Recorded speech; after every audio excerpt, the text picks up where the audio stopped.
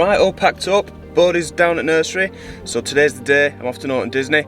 So I've just got a coffee for my 2.5 hour journey. So I will see you down there.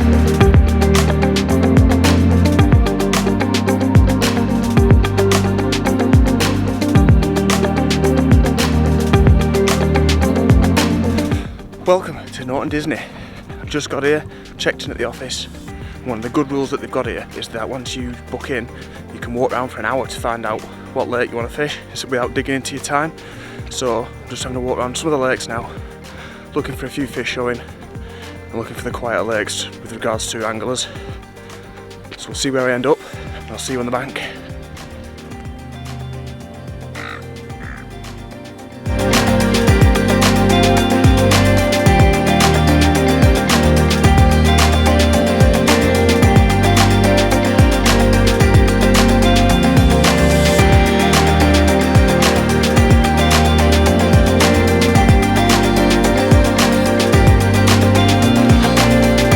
Right, after a look around, I've decided to settle on billies. I spent quite a bit longer than I wanted to looking round, but billies is the biggest on the complex. The half of the lake that I've settled up on, there's nobody here, and there was a load of fish crashing out in front, so it was the obvious choice. So while the fish were crashing out, I've slung a single out to where they are, and I'm about to shove a solid bag out as well. And then get the home set up and get ready for the rest of the session, so to speak. So yeah, let's see how it goes.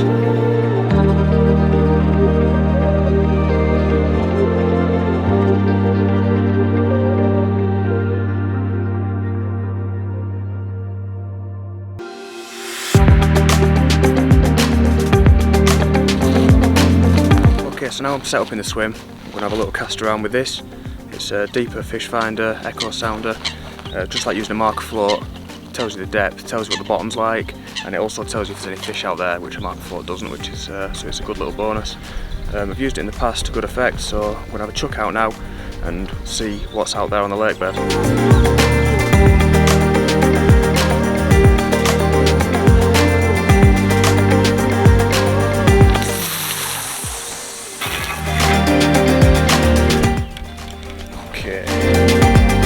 Let it sync to my phone. I'll share this screen with you as well so that you can see what's out there.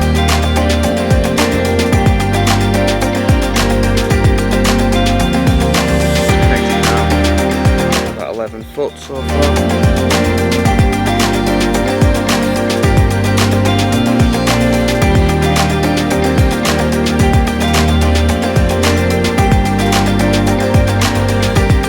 Yellow line that you can see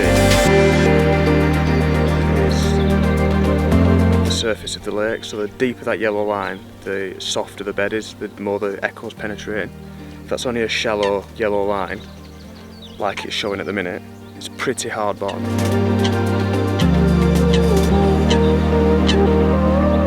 So as I wind in, it will cause the reading to sort of wobble a little bit. So if you leave it stationary again, you can see it levels out to a nice flat bottom. So this is my second cast out so far, and I can see that it's a pretty uniform lake bed, around pretty flat, around 11 foot deep.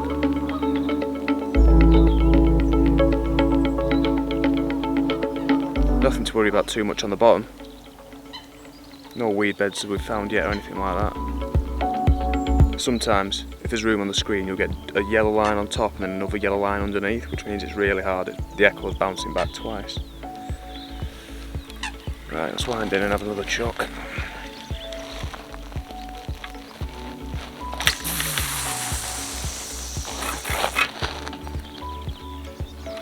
Back out.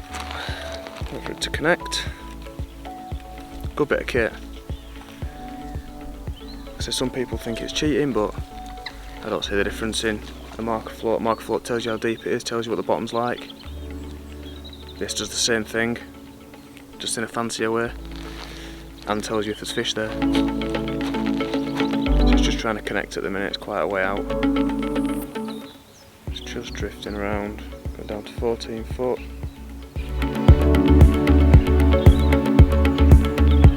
can see that coming on the screen now.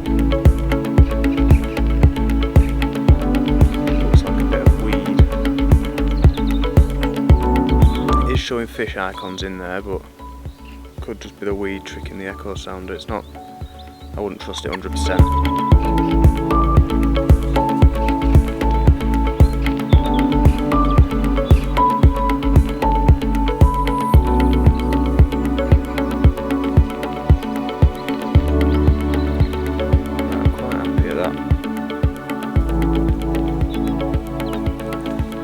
Distance there, 12 foot, nice flat bottom. I think I'm going to put a little bit of bait on or not. I'll make a feature.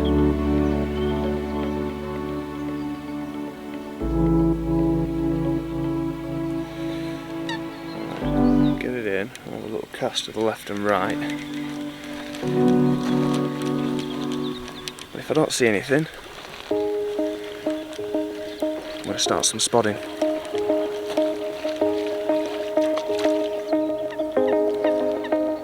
So because I found that space that I was quite happy with, just to double check, I've had a little cast around with a lead, just a little probe lead like that, little prongs on it, so you can see and feel what's down there. And I've cast out and had a feel around, and it is, as the echo sounder said, hard bottom. It's bouncing along on a nice soft, nice firm gravel area, so that's where I'm going to spot up now, put some bait out.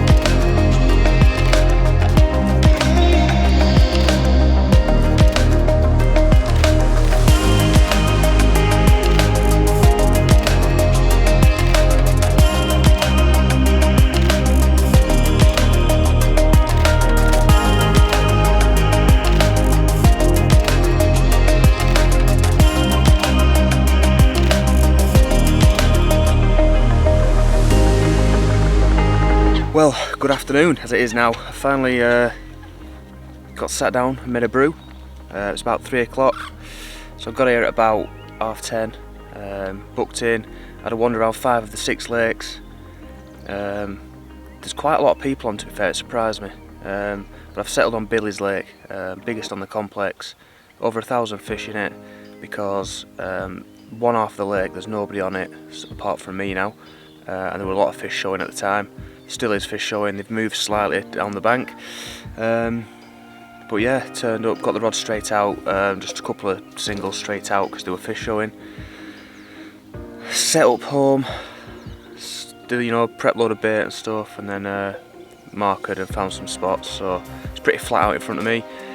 So I've just about 14 wraps, 12 foot deep, flat bottom. It's pretty flat all the way in front of me, but there were fish out there showing earlier, so I've just spotted an area and put 2 rids over it, one on a single on a pop-up and one on a PVA bag.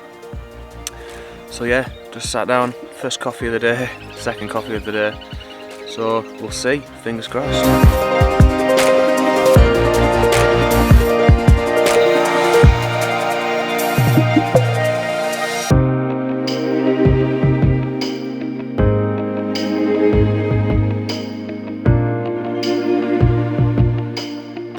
Well, I just thought I'd check in for a bit of an update. Not that there's much to update at the minute, mind. 0 fish for me so far. Chap over on the other side's had a couple though, so that's good. There's plenty of fish moving about, but just not got their heads down yet. So I've just put a few more spods out on it over each rod. Just kept trickling it in all day, not tons, but just enough to get it, you know, get a bit down. Plus the coots have been having half of it, I think. But whilst I'm on about spod mix, I thought I'd just run through what I put in it. Dead simple, because the bailiffs up on here recommend, you know, using the house pellet and stuff, not too fancy. So I've got two sizes of the house pellet, 4mm and 8mm. This is what they're fed. They were brought up on when they got stocked. They're still really switched on to it, so plenty of that. That's the main ingredient. Good old golden grain, can't beat it. A few chopped boilies, so I've got some fruit and nut boilies from the Parker Brothers, Parker Baits, and then I've got a couple of different variants of my own boilie that I've been playing with.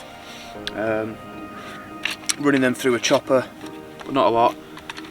Just one of these. I used to have the Corda cutter, but I lost it and came across this, which is the Ridge Monkey chopper. Really good bit of kit. For every probably one chopper, you've got 6 here, and you fill that up and get, you know, 6 times the amount of bait I could out of my old device. Dead quick, simple to use, and then I've just been finishing it off with a liquid additive from the Parker Brothers. The Sauce it's called, which matches the boilies, the fruit and nut boilies. So yeah, dead simple, easy. Just hope it works. There you go, that's the finished spod mix. It's getting a bit dark now. Pellets, sweet corn, a few chops.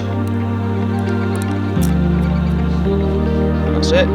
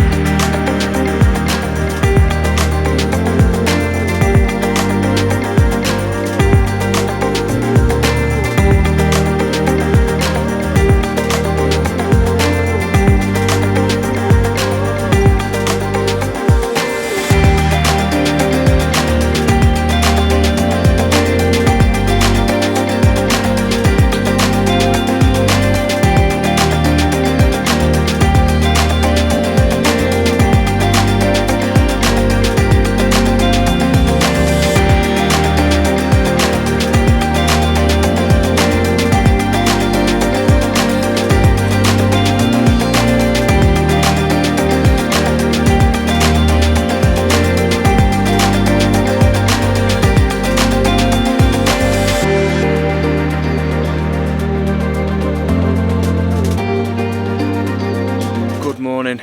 I wasn't going to do much filming today because I just lost all hope. Woke up this morning to nothing. Got blank, really felt like it was on the cards, to be honest.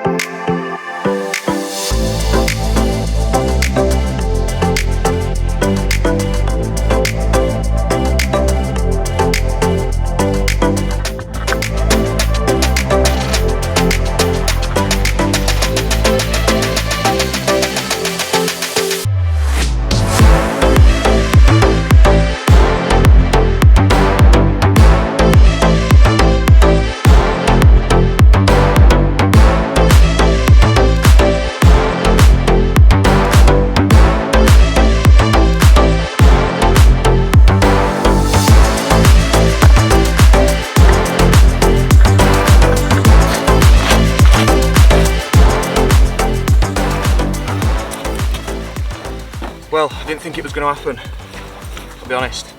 Nothing last night, looking bleak this morning, apart from some fish jumping further down the bank. So I moved down there. Finally, this is roared off.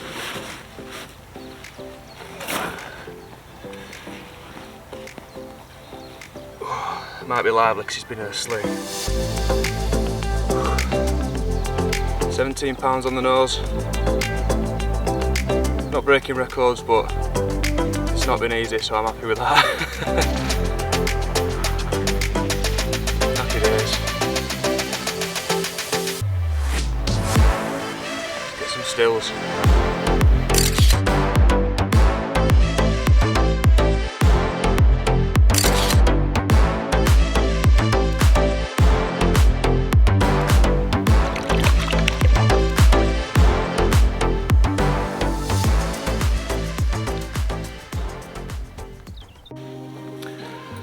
Well, good morning. Where to start? I mean, I wasn't going to do much filming today because I just lost all hope.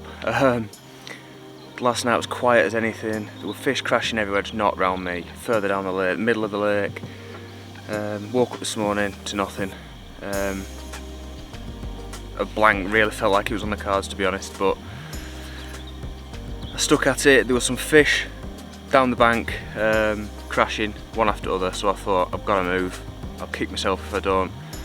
So I just took my rods, my chair, down 2 pegs down the lake to where the fish were showing, and put out total different to what I've been using as well. I chucked a single out on a pop-up on a hinged stiff rig, and I also put out just a braided hook link, coated braided hook link with a boilie and corn topper with just a small bag of these house pellets, the ones that they got fed when they were put in here. Just a small bag, probably not even that many, if you can see, probably not even that many in a bag. Chucked out to where the fish had been showing, and probably 20 minutes later the one with the bag rattled off. And I was just praying all the way in, because it's barbless rule here at Norton. I was praying it to stay on, because I'm used to all my local fisheries are barbed. You're allowed to use barbed, so I don't usually have that worry. I'll switch kettle off. But yeah, barbless rules here at Norton, so I was just praying it to stay on. It came straight to the top, so the lead had come off, which is what I wanted.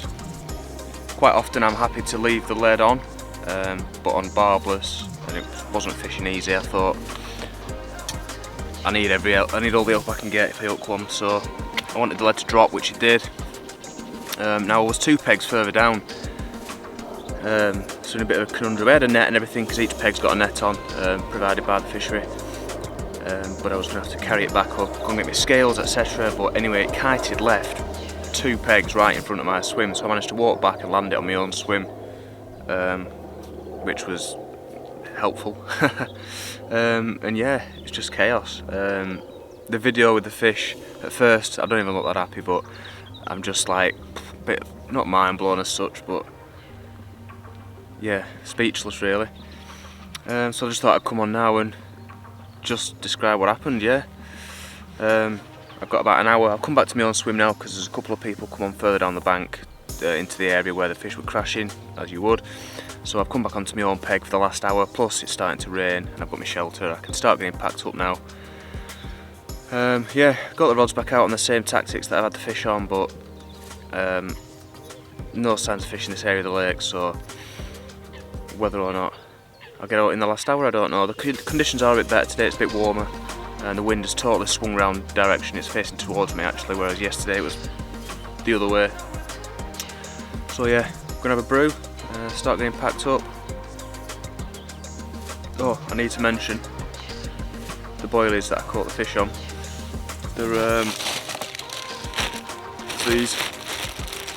They are a sort of prototype one that I've been playing with myself, that I've made myself.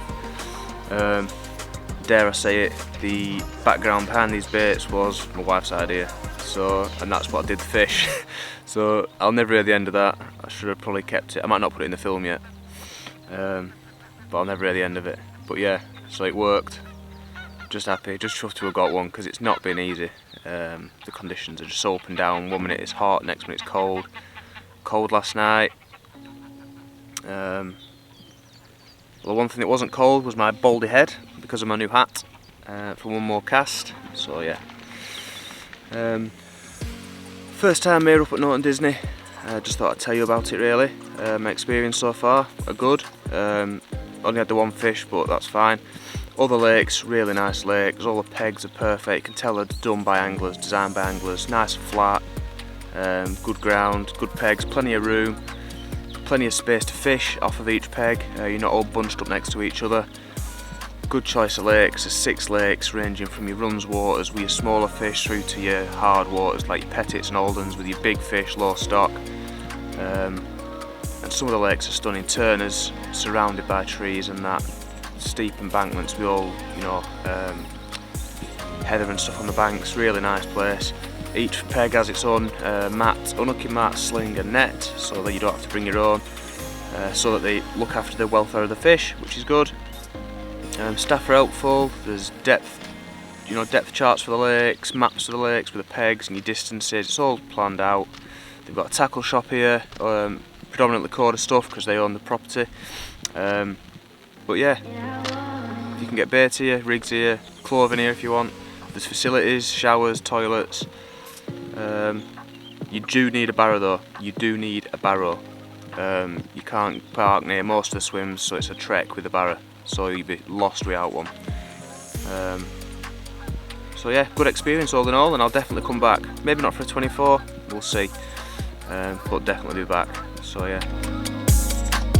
So that's it. That'll probably be it now until the end of the sesh. I'll get packed up. It's starting to rain at packing up time, which is typical, so everything gets wet before I put it away.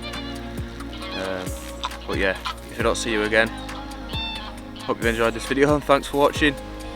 Keep an eye out for videos in the future. Cheers.